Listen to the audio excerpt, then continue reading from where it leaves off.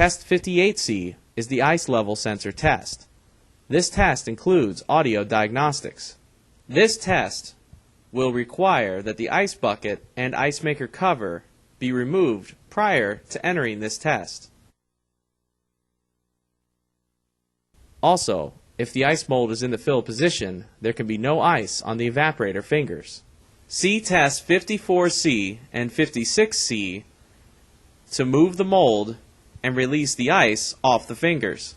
The ice maker controller drives the mold to the freeze position if the sensor status is off.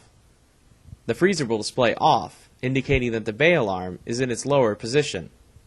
Manually raise the bay alarm and observe the display changing status to on, with an audio continuously sounding wrong key alarm as long as the switch is on. Let the arm go back down and the display will change back to off with no sound.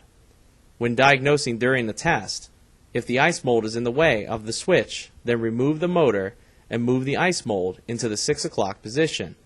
If the switch responds properly, the switch, wire, and ice maker board are in good working condition. If not, check the switch connections.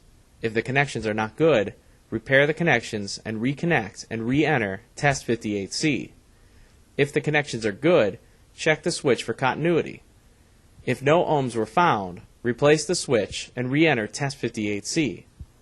If there was continuity in the switch, check the connections on the ice maker inline 12 connector at pins 12 and 4.